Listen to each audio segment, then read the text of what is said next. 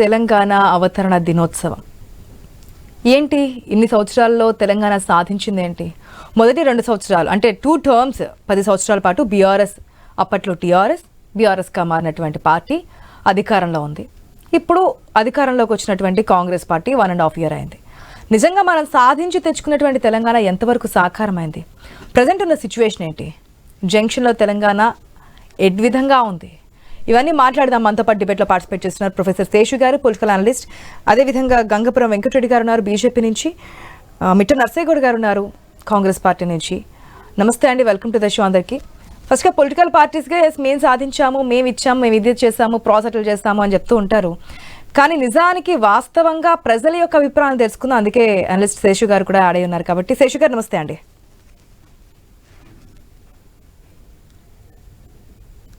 Hello, నమస్కారం ఆశా గారు. శేషు గారు నమస్తే అండి. ఎంతవరకు మనం కొట్లాడి సాధించుకున్న తెలంగాణ, నీళ్లు, నిధులు, నియామకాలు అంటూ కూడా తెలంగాణను సాధించుకున్నాం. టీఆర్ఎస్ పార్టీ ఆ నినాదంతోనే తెర మీదకి వచ్చింది, ఆ నినాదంతోనే రాష్ట్రం సాధించారు, అధికారంలోకి వచ్చారు, 2 terms పాలించారు. ఇప్పుడున్నటువంటి కాంగ్రెస్ పార్టీ 1.5 year అయింది. అంతా మీరు ఈ విధంగా చేశారనే విధానాన్ని కూడా తీసుకొస్తోంది. మొత్తం నాశనం అయిపోయింది, ఆర్థిక వ్యవస్థ ఈ విధంగా ఉంది, జీడిపి ఈ విధంగా ఉందని. అసలు ఏ స్టేజ్లో ఉన్నాం ఈ 11 yearsలో అనేది ఒకసారి మాట్లాడదాం శేషు గారు. మాట్లాడమంటారా ఆశా గారు? ఎస్.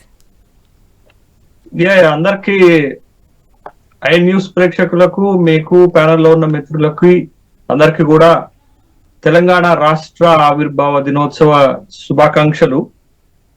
తెలంగాణ ఒక 6 దశాబ్దాల సుదీర్ఘ పోరాటం తర్వాత ప్రత్యేక తెలంగాణ రాష్ట్రాన్ని ఏర్పాటు చేసుకున్నాం. తెలంగాణ ప్రజల ఆకాంక్ష, తెలంగాణ ఉద్యమకారుల పోరాటం, తెలంగాణ అమరుల త్యాగం. అంటే ఒక తెలంగాణ అనేది కేవలం భౌగోళిక రాష్ట్రమే కాదు, అది ప్రజల ఆకాంక్షల వేదిక, అమరుల త్యాగాల పునాదిగా మనం చూస్తున్నాం. అయితే 1969 ఉద్యమంలో రాష్ట్రం కోసం ప్రభుత్వం చేత 369 మంది చంపబడ్డారు. మలిదశ తెలంగాణ ఉద్యమంలో తెలంగాణ రాష్ట్రం కోసం 1200 మంది తమ ప్రాణాలను తృణప్రాయంగా బలిదానం చేశారు. అందుకే ఇది ప్రజల ఆకాంక్షతో పాటు ఒక త్యాగాల వేదిక అని మనం అనేక సందర్భాల్లో చెప్పుకున్నాం. మరి ఎందుకు తెలంగాణ ప్రత్యేక రాష్ట్రాన్ని మనం ఆ రోజు డిమాండ్ చేశాం అనే సందర్భంలో తెలంగాణ సిద్ధాంతకర్త ప్రొఫెసర్ జయశంకర్ సారు చాలా కేటగారికల్ గా తెలంగాణ రాష్ట్రాన్ని ఎందుకు కోరుతున్నామో చెప్పారు. నిధులు, నీళ్లు, నియామకాలలో జరిగినటువంటి వివక్షత, అన్యాయానికి వ్యతిరేకంగా ఈ ప్రాంత ప్రజలు ప్రత్యేక రాష్ట్రాన్ని కోరుతున్నారు అని చెప్పారు. ఒక 6 దశాబ్దాల పోరాటం తర్వాత ఆత్మగౌరవ స్వయం పాలన బావుటాన్ని ఎగరవేసి 11 వసంతాలు పూర్తి చేసుకొని 12వ వసంతంలోకి అడుగు పెడుతున్నాం.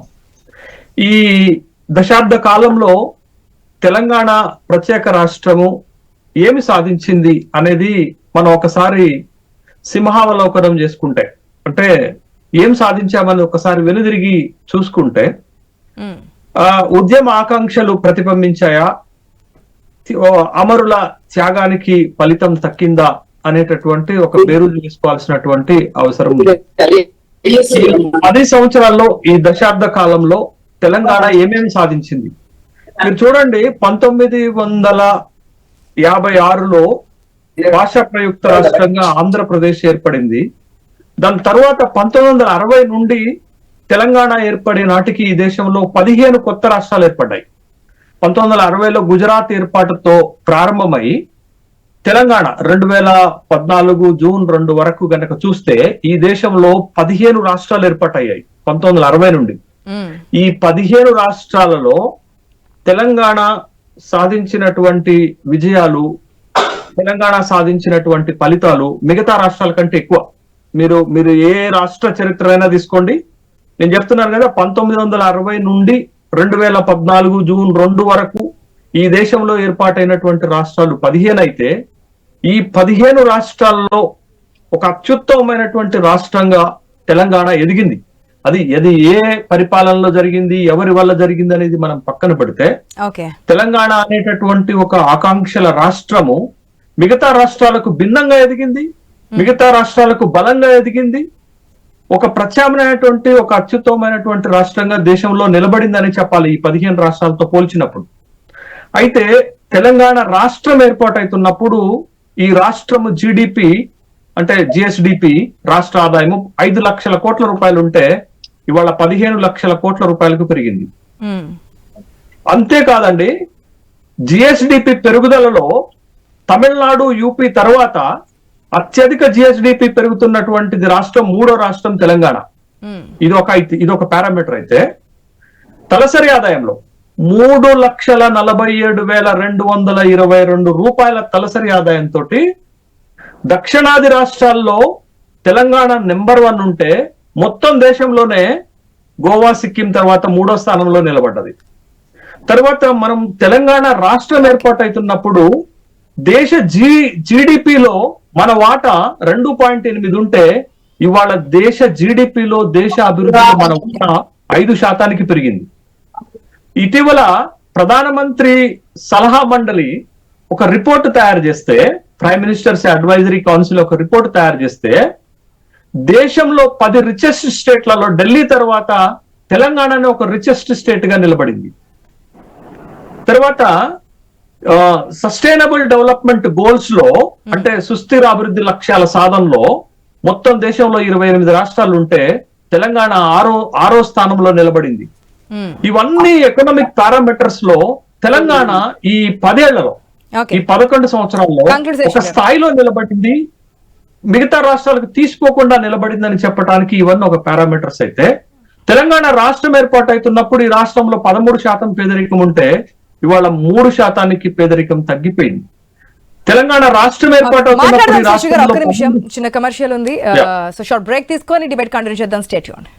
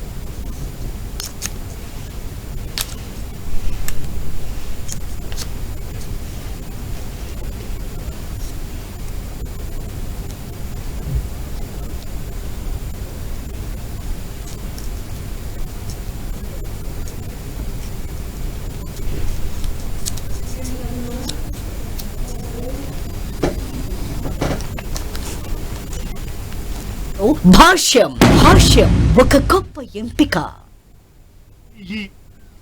2025లో నారాయణ టాప్ ర్యాంకుల సంచలనం. All India 3rd rank నారాయణదే. 4th, 6th, 7th, 10th లాంటి టాప్ 10లో 5 ర్యాంకులు.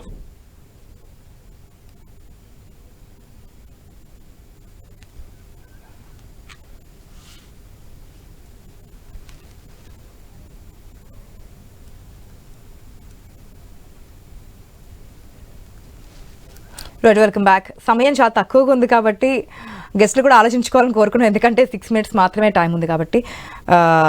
నర్సయ్య గౌడ్ గారు, ప్రజెంట్ అధికారంలో ఉన్నది మీరే. గత ప్రభుత్వంలో చేసిన వాటి గురించి అనేక సార్లు అనేక సందర్భాలు ఎలక్షన్స్ టైంలో కూడా నినాదాలు చేశారు, నిరసనలు చేశారు. మరేంటి 11 సంవత్సరాల్లో తెలంగాణ మనం అనుకున్న స్థాయికి వెళ్ళామా? తెలంగాణ ప్రజల ఆకాంక్షలు తీరినట్టేనా? వాయిస్ క్లియర్ ఉందా మేడం? Yes, please continue. నాకు 3 minutes ఉంటుందా? చెప్పండి. ముందుగా మీకు ప్యానల్లో ఉన్న పెద్దలకు వ్యూవర్స్ నమస్కారం. ఎందుకంటే సీరియస్ టాపిక్ లేకపోతే టాపిక్ మొదలు పెట్టేవారికి శశి గారిని కట్ అయింది. అందుకని నేను ముఖ్యమైన విషయాలు ఒక 2-3 చెప్తాను. ఇప్పుడు తెలంగాణ ఏర్పాటు అయిన తర్వాత ఆర్థికంగా మార్పులు ఏమి వచ్చినాయి, సోషల్ గా ఏం మార్పులు వచ్చినాయి, రాజకీయంగా ఏం మార్పులు వచ్చినాయి అనేది చాలా కీలకం. ఎందుకంటే కల్వకుంట్ల ఫ్యామిలీ ఏం చెప్పిందంటే నీళ్లు, నిధులు, నియామకాలు అని చెప్పి పెద్ద ఆశ చూపించింది. అంటే తెలంగాణకు ఇవన్నీ మేము సమకూరుస్తాం, తెలంగాణ వచ్చినాక మేము ముఖ్యమంత్రి అయినా కాకముందే ప్రకటించారు.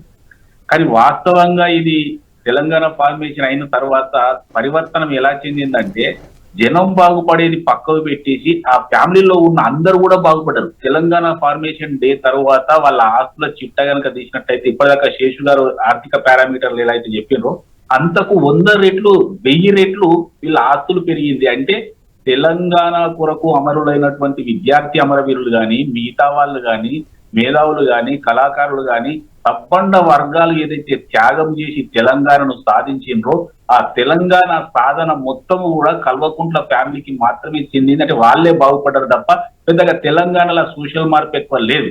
ఎందుకంటే ఆర్థిక మార్పులు ఇప్పుడు శేషు గారు చెప్పిన మార్పులు సహజం. ఎందుకంటే వాళ్ళ వెంకటరెడ్డి గారిని తీసుకుపోయి అక్కడ కూర్చుండబెట్టినా, లేకపోతే ఆశా గారిని కూర్చుండబెట్టినా, శేషు గారిని కూర్చుండబెట్టినా ఈ ఆర్థిక పారామీటర్లు 100% పీరియడ్ ఆఫ్ టైం ఖచ్చితంగా మారితే పెరుగుదల అనేది ఉంటది. ఇట్లా దాంట్లో పెద్ద అంటే హైదరాబాద్ లాంటి ఉన్నటువంటి రాష్ట్రంలో ఎట్టి పరిస్థితిలో గ్రోత్ అనేది ఉంటది. ఎందుకంటే డెవలప్మెంట్ లేకుండానే గ్రోత్ అనేది వస్తుంది అంటారా? మరి మిగిలిన రాష్ట్రాలు కూడా పక్కన నెట్టి ఎందుకు గ్రోత్ రేట్ వచ్చింది అనుకోవచ్చు మేడం? ఎందుకంటే మన ఈ ఫార్మేషన్ లోనే ఈ హైదరాబాద్ చాలా కీలకం. ఎందుకంటే ఈ రాష్ట్రంలో తెలంగాణ రాష్ట్రంలో హైదరాబాద్ తో కూడినటువంటి రాష్ట్రాన్ని ఇవ్వడమే ఈ గ్రోత్ కు, ఈ పారామీటర్స్ పెరుగుదలకు కారణం. ఒకవేళ తెలంగాణ రాష్ట్రాన్ని వితౌట్ హైదరాబాద్ కనుక ఇచ్చి ఉంటే 28వ రాష్ట్రంగా ఉండేది మనం. అంటే దీని ఫార్మేషన్ లోనే ఈ ఆర్థిక మూలాలు పెరగడానికి కారణమైంది తప్ప కేసీఆర్ తీసుకున్నటువంటి ఏ సంచలనమైన నిర్ణయం కూడా పెద్ద కాదు. రెండో కీలకమైన విషయం ఏంటంటే కేసీఆర్ గారు వచ్చినప్పుడు మనది ధనిక తెలంగాణ, ఎక్కువ అప్పులు లేవు, అన్ని వనరులు మన చేతికి వచ్చినాయి కాబట్టి ఇబ్బడి ముబ్బడిగా ఖర్చు పెట్టేసి అందులో దోషేసుకున్నాడు కాబట్టి అంతో ఇంతో పెరుగుదల వచ్చింది తప్ప ఈయన టాలెంట్ మీద పెరిగిందని మాత్రం నేను అనుకోను. తెలంగాణ ఫార్మేషన్ డే దాంట్లోనే ఈ పెరుగుదల మనకు కనిపిస్తా ఉంది. కాబట్టి రాజకీయంగా ఒక పార్టీ మాత్రమే, ఒక కుటుంబం మాత్రమే బాగుపడ్డది తెలంగాణలో తప్పితే మిగతా ఎవరు కూడా 1200 పైచీలకు విద్యార్థి అమరవీరులు వాళ్ళ త్యాగాలను గుర్తించలేదు. మిగతా సబ్బండ వర్గాలు చేసినటువంటి త్యాగాలను గుర్తించలేదు. వారు మొదటి నుంచి వల్ల వేస్తున్నటువంటి నీళ్లు, నిధులు, నియామకాల్లో నిధులు పోయినాయి. నీళ్ళు అయితే ఆంధ్రప్రదేశ్ కి ఇచ్చిండ్రు. ఎందుకంటే మాత్రమే మనం తీసుకొని మిగతా ఆంధ్రప్రదేశ్ కి ఇచ్చినప్పుడే మొత్తం డోకాబాజీ వేసిన కేసీఆర్ గారని స్పష్టంగా అర్థమవుతుంది కదా. తెలంగాణ వచ్చింది ఓన్లీ కేసీఆర్ పార్టీ వల్ల కాదు, అందులో ఆయన కూడా ఒకడు. నేను కాదంటలేను. 100 మంది పోరాటం చేస్తే ఒక మనిషి కేసీఆర్ పార్టీ కూడా తప్పితే నేనే తెచ్చిన అనేది అబద్ధము. ఇప్పుడు లాస్ట్ కీలకమైన విషయం ఏంటంటే ఈ రోజు తెలంగాణలో ఉన్నటువంటి 4 కోట్ల మంది ఆశలు, ఆకాంక్షలు నెరవేర్చినటువంటి party number 1 Congress party, number 2 BJP party. ఈ జాతీయ పార్టీలు కనుక కలిసి అక్కడ పని చేయకపోతే తెలంగాణ రాష్ట్రం ఏర్పాటు అయ్యేది కాదు. కేసీఆర్ కున్న 2 ఎంపీలలో ఒక విజయశాంతి పార్లమెంట్ లో ఉంటే ఈయన ఫామ్ హౌస్ లో ఉన్నాడు, ఈయన ఓటు కూడా వేయలేదు. చారిత్రక తప్పిదం. తెలంగాణ ఫార్మేషన్ లో కేసీఆర్ కు మైనస్ ఉన్నటువంటి రోజేందయ్య అంటే ఫార్మేషన్ డే లో అవసరం వచ్చినప్పుడు ఈయన కేసీఆర్ బయట. ఇవన్నీ పొలిటికల్ స్టేట్మెంట్స్. సాధారణంగా పొలిటికల్ పార్టీస్ కాబట్టి ఆబ్వియస్లీ పొలిటికల్ స్టేట్మెంట్స్ మాట్లాడుతుంటారు. ఈ కేసీఆర్ వచ్చారు, కేసీఆర్ రాలేదు, కవిత స్టేట్మెంట్. దీని వల్ల ప్రజలకు వచ్చినటువంటి ప్రయోజనం ఏంటి అనేది కదా మనకి ముఖ్యం. రాష్ట్ర డెవలప్మెంట్ ఎంతవరకు జరిగింది, ఏం జరిగింది అనేది. ఇంకోటి కూడా నర్సయ్య గౌడ్ గారు, మీరు చెప్తున్న దాంట్లో ఇంకొక పాయింట్ ఏంటంటే సబ్బండ వర్గాలు ఏదైతే ఉద్యమంలో ప్రాణాలు అర్పించినటువంటి వీరులు అని చెప్పి, మీరు అధికారంలోకి వచ్చి 1.5 year అయింది. అధికారంలో రానప్పుడు చెప్తున్నటువంటి పరిస్థితిని కూడా మీరు అప్పట్లో కూడా ఇదే విషయాన్ని వివరించారు, ప్రశ్నించారు. అధికారంలోకి వచ్చింది మీరు ఎంతవరకు ఇచ్చారు అమరులకి ప్రాధాన్యత, ప్రాముఖ్యత, ఉద్యోగ అవకాశాల్లో కావచ్చు, వీటిలో కావచ్చు, ఎంతవరకు మీ గవర్నమెంట్ ఇచ్చినటువంటి సిచ్యువేషన్ కనిపిస్తుంది? వీటి గురించి కూడా చర్చిద్దాం. ఇంకా మనం మాట్లాడుకోవాల్సిన విషయాలు చాలా ఉన్నాయి కాబట్టి డిబేట్ ఎక్స్టెండ్ చేద్దాం. షార్ట్ క్వశ్చన్ చేసినప్పుడు అధికారంలో మీరే ఉన్నారు, మీరు ఎంతవరకు ప్రాముఖ్యత ఇచ్చారు అనేది పొలిటికల్ కామెంట్స్కి వస్తే పక్కన పెడదాం. అయితే మొదలు ఇప్పుడు ఇంతకు ముందు జరిగినటువంటి అంటే గత 10 సంవత్సరాలు కేసీఆర్ పరిపాలనలో ఉన్నటువంటి తెలంగాణలో సామాజిక తెలంగాణ అని ఇప్పుడు తన కూతురు చెప్తున్నటువంటి సామాజిక తెలంగాణ ఎంతవరకు జరిగిందో చూద్దాం ఫస్ట్. ఎందుకంటే సామాజిక తెలంగాణ అంటే సమాజంలోని అన్ని వర్గాలు కూడా అభివృద్ధి చెందే విధంగా ప్రభుత్వం ఇస్తున్నటువంటి స్కీమ్స్ కానీ, ఫలితాలు కానీ, ఫలాలు కానీ అవన్నీ వర్గాలకు సమానంగా అందినప్పుడు సామాజిక తెలంగాణ జరుగుతుంది. వాళ్ళ స్థితిలో గతిలో మార్పు వస్తుంది. కానీ తెలంగాణ ఏర్పాటు చేసిన తర్వాత ముఖ్యమంత్రిగా ఏర్పడినటువంటి కేసీఆర్ గారు మాటల వరకు మాత్రమే పరిమితమైండు. సుదీర్ఘ కాలం అంటే 9.5 సంవత్సరాలు ఏకదాటిగా ఒకే వ్యక్తి పరిపాలనలో ఉన్నప్పుడు, అన్ని నిధులు కూడా అందుబాటులో ఉన్నప్పుడు ఈయన చేసినటువంటి నిర్వాహకం ఏంటంటే సామాజిక తెలంగాణ సాధించలేదు, కేవలం దొరల తెలంగాణ మాత్రమే సాధించండి అనేది మేము మొదటి నుండి కూడా చెప్తా ఉన్నాం. ఎందుకంటే ఇప్పుడు నేను ఒక ఉదాహరణ చెప్తా, మీరు అడిగారు కదా మీరేం చేసి సామాజిక తెలంగాణ అంటే కీలకమైన విషయం. ఇప్పుడు దగ్గర 2.83 లక్షల కోట్ల మంది ప్రజలు మన దగ్గర రేషన్ బియ్యం తింటారు. రేషన్ బియ్యములో మేము వచ్చిన తర్వాత సన్న బియ్యం ఇచ్చినాం. అంటే ప్రతిరోజు ప్రతి ఇంట్లో సరి అయిన అన్నము తినే విధంగా, మంచి సన్న బియ్యము తోటి మంచి అన్నము తినే విధంగా తీసుకున్నటువంటి పారామీటర్ ఏదైతే ఉందో సామాజిక తెలంగాణ అంటే ఇది. అదే విధంగా ఆడబిడ్డలకు ఫ్రీ బస్ ఫెసిలిటీ ఏవైతే ఇచ్చినామో వాళ్ళ ఆర్థిక పురోగతికి మేము ఎలాగైతే తోడ్పడుతా ఉన్నామో అందరూ ఉపయోగించుకుంటా ఉన్నారు. రాష్ట్ర వ్యాప్తంగా వివక్ష లేకుండా మన రాష్ట్రంలో ఉన్నటువంటి వారు ఇది సామాజిక తెలంగాణ అంటే. మిగతాయి ఆల్రెడీ కొన్ని పథకాలు అంటే నడుస్తా ఉన్నాయి, దాన్ని మేము కొనసాగిస్తా ఉన్నాం. అంటే అడిషనల్ గా నేను చెప్తా ఉన్నా. ఇప్పుడు ఈ 2 విషయాలు సామాజికంగా ఎంత మార్పు వస్తుందో మీకు తెలుస్తుంది కదా. ఒకే ఒక సంవత్సరంలో దగ్గర 60 అంటే ఇప్పటి వరకు ఏమి డెవలప్మెంట్ లేదు, కేవలం కాంగ్రెస్ పార్టీ అధికారంలోకి వచ్చినా తెలంగాణ డెవలప్మెంట్ అనేది పెరిగింది అంటారు.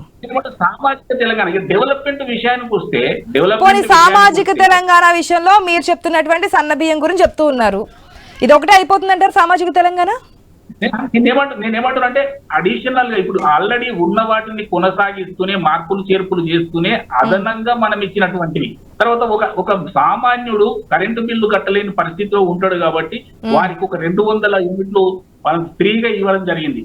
అదే విధంగా ఒక మహిళ గ్యాస్ బండ కొనుక్కోవడానికి 1000 రూపాయలు పెట్టడం కష్టం కాబట్టి 500 రూపాయలకి గ్యాస్ బండ ఇస్తారు. ఇవన్నీ ఏంటంటే ఒక ఇంటిలో ఒక ఇల్లును టార్గెట్ యూనిట్ గా తీసుకున్నట్లయితే దాంట్లో వచ్చే మార్పులు ఎలా ఉంటాయనే ఉద్దేశంలో నేను చెప్తా ఉన్నా. ప్రెగ్నెంట్ గా ఉన్నప్పుడు కేసీఆర్ కిట్ అని చెప్పి ఇచ్చేవారు, కళ్యాణ లక్ష్మి అని చెప్పేసి పెళ్ళి అయితే కనుక ఇచ్చేవారు.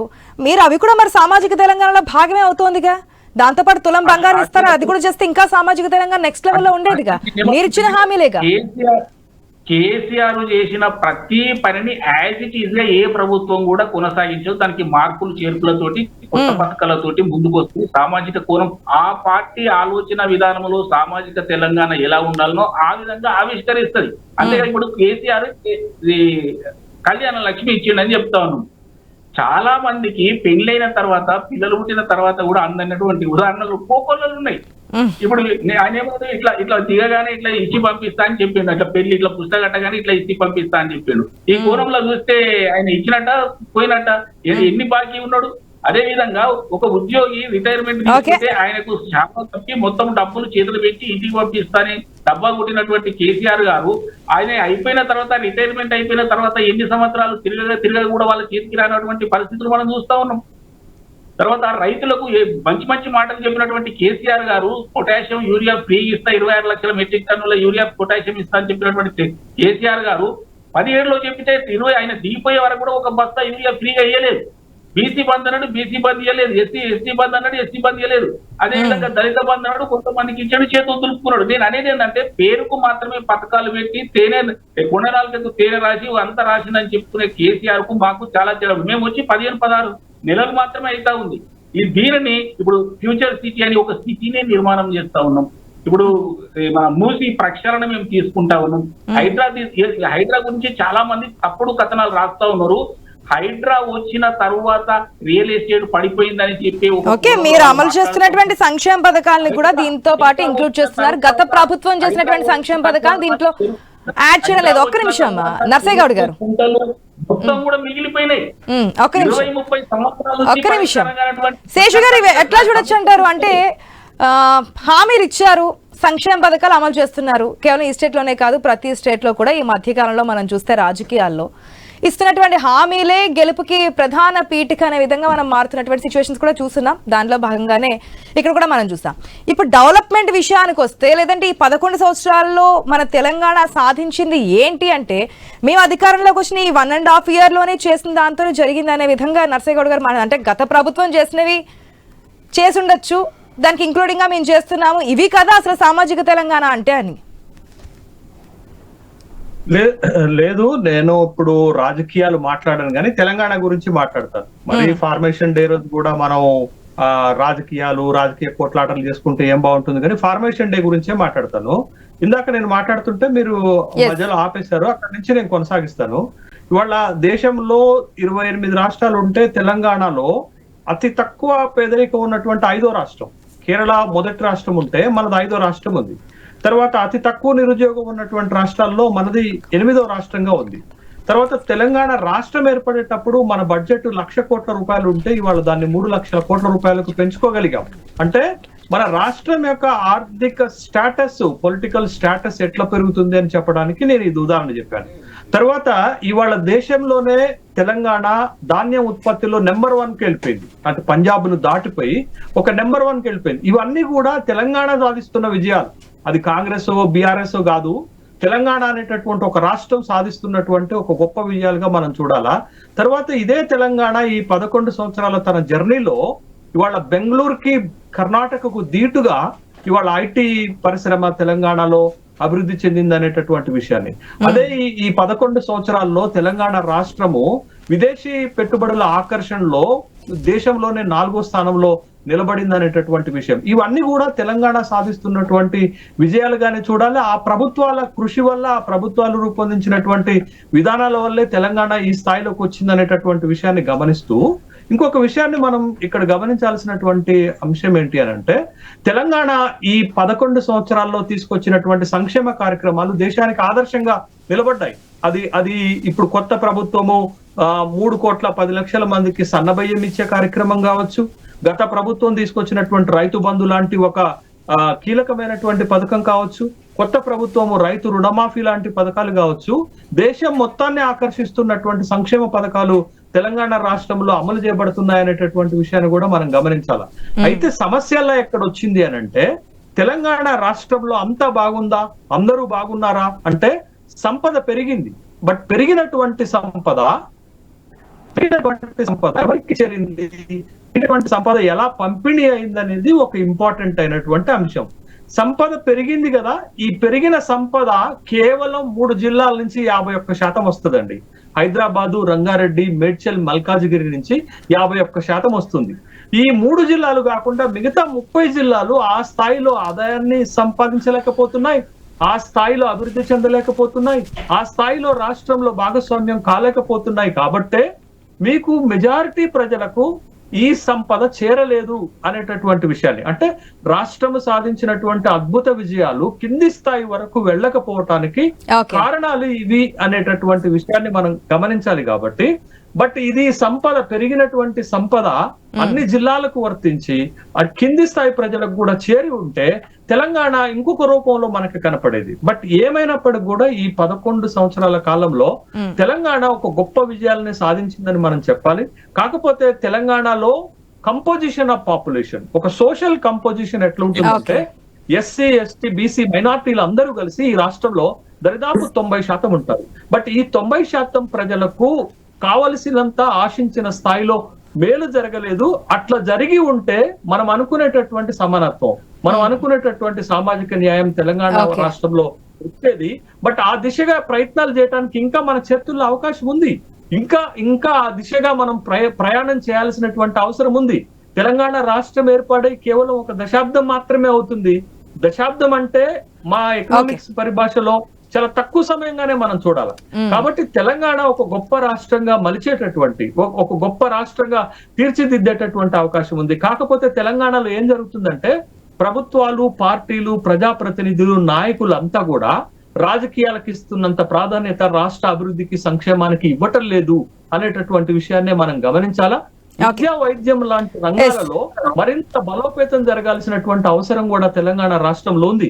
తెలంగాణ వచ్చినటువంటి మాట్లాడదాం శేషు గారు, వాస్తవం అది. ఎందుకంటే రాజకీయ పార్టీలు రాజకీయాలకి, రాజకీయ నేతల మీద విమర్శలు చేయడానికి ఇస్తున్నటువంటి ప్రాధాన్యత విద్యా, వైద్యానికి, డెవలప్మెంట్ కి ఇస్తే కనుక ఇంకాస్త డెవలప్మెంట్ జరిగే అవకాశం కూడా ఉంటుంది. దాని గురించి కూడా మాట్లాడదాం. డెవలప్ అయింది, మనం సాధించింది ఏంది, ప్రజల కళలు సాకారం అయ్యాయి అనేది. మనతో పాటు బీఆర్ఎస్ నుంచి రామూర్తి గారు కూడా అడిగారు. నమస్తే రామూర్తి గారు. నమస్కారం అండి. రామూర్తి గారు, ఏంటి మీరు అధికారం 10 years పాటు తెలంగాణని సస్యశ్యామలం చేస్తాము, నీళ్లు, నిధులు, నియామకాలు, ఇదే కదా మన నినాదం. ఎంతవరకు సక్సెస్ అయింది? మనం సాధించింది ఫుల్ ఫ్రిజ్ అయింది అనుకోవచ్చా? 100% అయిందండి. ఏదైతే ఇప్పుడు రాష్ట్ర ఆదాయం వస్తున్నదో, ఏదైతే గౌరవ ముఖ్యమంత్రి గారు కూడా చెప్తున్నారు కదా, 18,500 కోట్లు రాష్ట్ర ఆదాయం వస్తుందంటే ఇప్పుడు 18 నెలలు 3,33,000 కోట్ల ఆదాయం వచ్చింది. అదే విధంగా వీళ్ళు తీసుకొచ్చిన 1,60,000 కలుపుకుంటే, అప్పు తీసుకొని వీళ్ళైతే కలుపుకుంటే దాదాపు 5 లక్షల కోట్ల ఆదాయం వచ్చింది.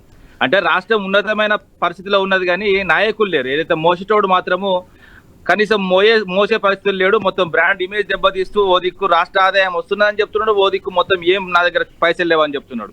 ఆయన పరిజ్ఞానం ఉన్నదా లేదా అన్నది కూడా అర్థం అవట్లేదు. ఎందుకంటే దాదాపు ఏదైతే మేము 14 ఏళ్ళు కొట్లాడి తెలంగాణ తీసుకొచ్చిన తర్వాత మేము ఏదైతే 9 ఏళ్ల పరిపాలన చేశామో మా పర్ క్యాపిటల్ ఇన్కమ్ కూడా పెంచి చూపెట్టాం. ఒకప్పుడు రాష్ట్ర ఆదాయం చూసుకుంటే ఇప్పుడు రాష్ట్ర ఆదాయానికి తేడా మీరే గమనించవచ్చు. పెద్దగా మనం బడలు కొట్టాల్సిన అవసరం. అదే హైదరాబాద్, అదే విధంగా రాష్ట్ర వ్యాప్తంగా ఏదైతే మేము పథకాలను పెట్టి రాష్ట్ర ప్రజల మనసులు గెలిచాము, అంతే తప్ప ఇప్పుడు ఎన్నికలు అన్నప్పుడు ఓటమి విజయాలు అన్నది కామన్ గా ఉంటాయి. ఏందో మొత్తం కంప్లీట్ గా ఎన్నికల్లో ఓడిపోతే మొత్తం అయిపోయినట్టేం కాదు.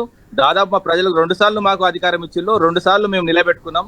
అదే విధంగా 3వసారి మోసపూరితమైన మాటలతోని ఇప్పుడు ఏదైతే మేము 1 ఇస్తా అంటే 2 మేము గుర్తులు మారుతాం, ఈ మారుతాం, ఆ మారుతాం అన్న ప్రభుత్వమే తప్ప ఇప్పుడు వచ్చిన తర్వాత ప్రజలలో మార్పు తీసుకొచ్చిన ప్రభుత్వం ఏది కాదు. ప్రజలలో మార్పు తీసుకొస్తున్న ప్రభుత్వం ఇప్పుడు చూడొచ్చు మీరు, తెలంగాణ తల్లిని మార్చి, అదే విధంగా గుర్తులను మార్చి, అదే విధంగా రాష్ట్ర సంబంధించిన ఏదైతే రాజముద్రను మారుదామని ఇలాంటి చర్యలు తప్ప ప్రజల జీవితాలు ఎక్కడ మారలేదు. వీళ్ళు ఇస్తా అన్న 6 గ్యారెంటీలు అటకెక్కినాయి. కనీసం ప్రజలను చూసే భాగ్యం కూడా లేదు. ఒక ముఖ్యమంత్రి ఏదైతే 6 గ్యారెంటీ సరిపోనట్టు 7వ గ్యారెంటీ అందరినీ కలుస్తా అని చాలా సందర్భాల్లో చెప్పిన ముఖ్యమంత్రి ఇప్పుడు ఢిల్లీకి పోవడానికి టైం ఉండదు, కానీ రాష్ట్ర వ్యాప్తంగా చనిపోతున్న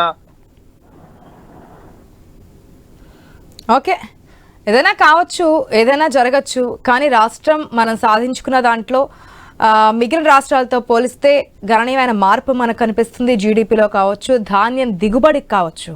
గతంలో మనం చూసుకుంటే కనుక వాటర్ లేక ధాన్యం దిగుబడి లేనటువంటి సిచ్యువేషన్స్లో ఒకనొక స్టేజ్లో అది ఏ ప్రభుత్వాలైనా ఉండొచ్చు. మనం సాధించుకున్న తెలంగాణ అప్పటి నుంచి స్టిల్ నా ఇప్పటి వరకు మాట్లాడుకుంటే కనుక స్టోరేజ్ చేయలేక గిడ్డంగుల్లో లేనటువంటి సిచ్యువేషన్ వరకు మనం వెళ్ళినటువంటి పరిస్థితులు కూడా మనం చూస్తున్నాం. సో అంత గణనీయంగా మార్పులు చోటు చేసుకుంటున్నాయి. ఇంకాస్త నాయకులు కనుక రాజకీయాల వ్యాఖ్యలు, రాజకీయ నాయకుల మీద కామెంట్స్ మీద కాకుండా రాష్ట్రం డెవలప్మెంట్ మీద కనుక ఆలోచిస్తే ఇంకా డెవలప్మెంట్ అనేది సాధ్యపడుతుందని చెప్తున్నటువంటి మాట.